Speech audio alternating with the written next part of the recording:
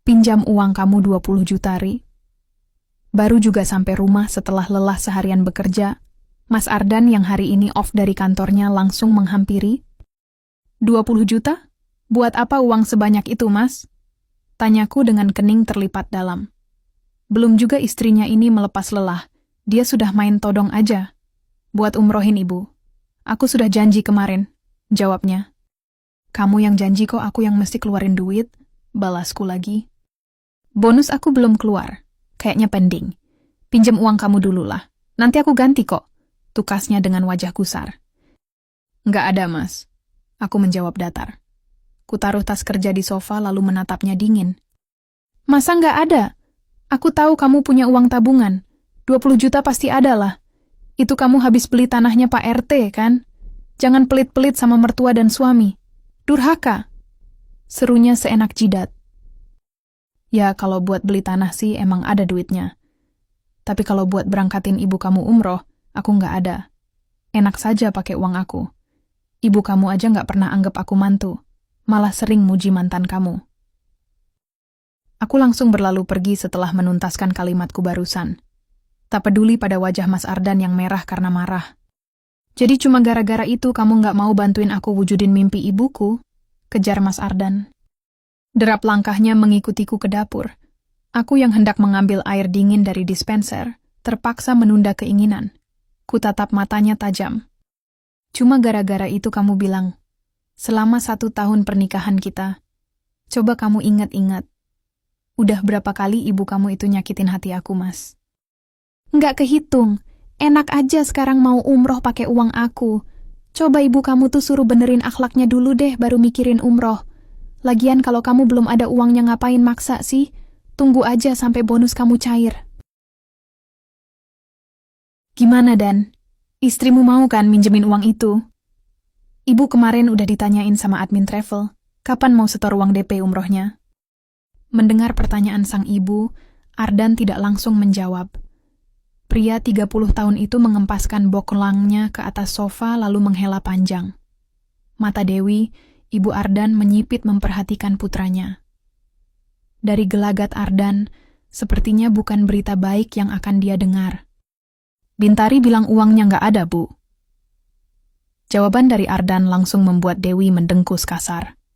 Wanita parubaya yang memakai kacamata itu lantas mengambil tempat di sebelah Ardan.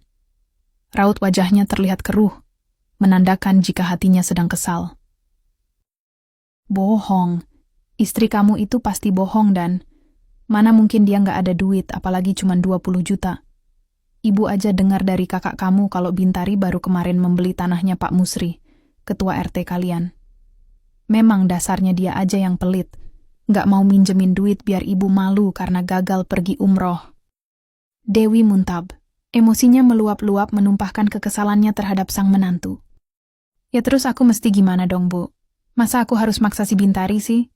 Itu duit dia, bukan duit aku, Bu. Yang ada nanti malah tambah ribut kami berdua, kata Ardan dengan bingung.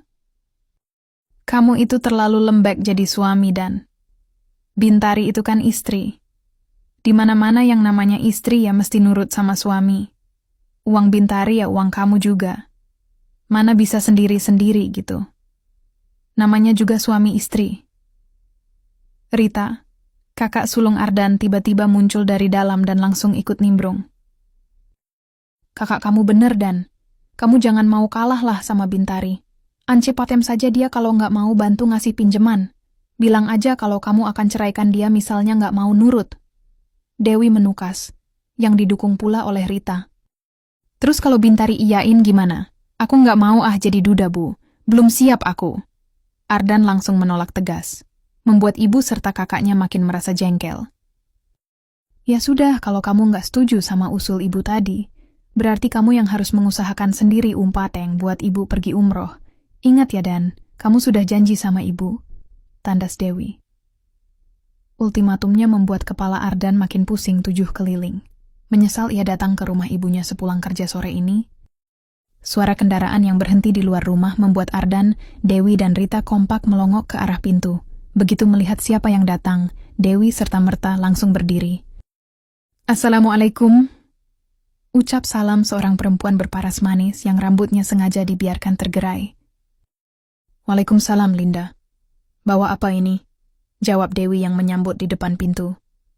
Pandangannya tertuju pada bingkisan yang dibawa sang tamu. Oleh-oleh dari Bandung, Tante. Perempuan bernama Linda itu menjawab seraya mengulurkan bingkisannya yang langsung diterima oleh Dewi dengan senang hati. Dari luar aja aromanya sudah enak banget ini. Makasih ya, Lin. Ayo masuk. Kebetulan ada Ardan juga nih di dalam.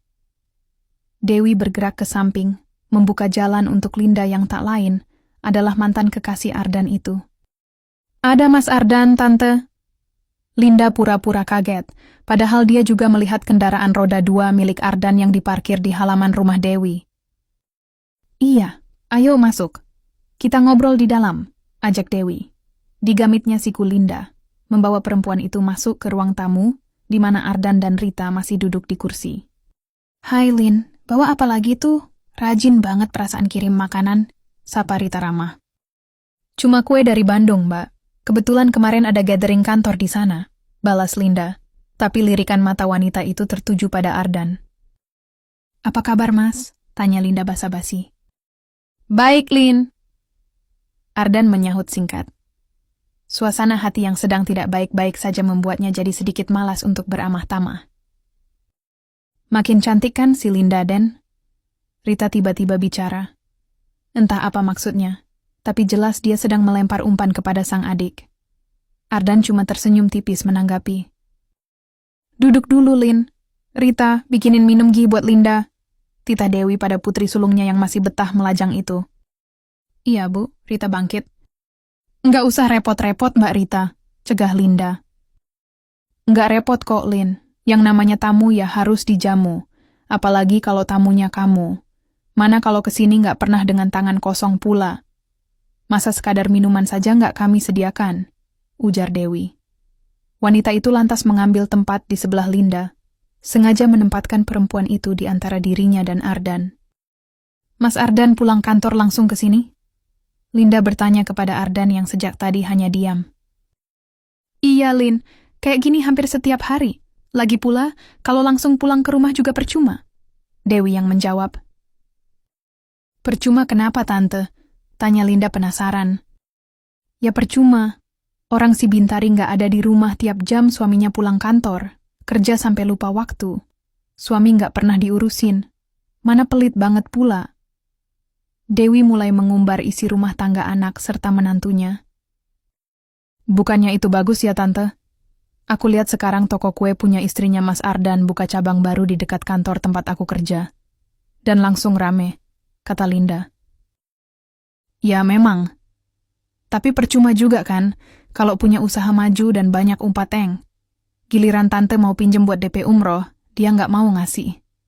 Bilangnya nggak punya duit tapi bisa beli tanah. Sahut Dewi ketus. Mau dibawa mati kali itu semua umpateng dan asetnya, tambah Dewi lagi, dengan nada kesal yang kentara. Emang nggak dibawa mati sih, Bu. Tapi daripada aku pinjemin uangku ke ibu terus nggak dibalikin, bakalan bikin aku nyesek. Suara barusan membuat Dewi, Ardan, serta Linda langsung kompak menoleh. Di ambang pintu, Bintari tahu-tahu sudah berdiri di sana. Bersambung di bab 2 ya. Atau bisa baca langsung di aplikasi KBM. Dengan judul Jangan Atur Uangku Mas karya Dwi Indrawati.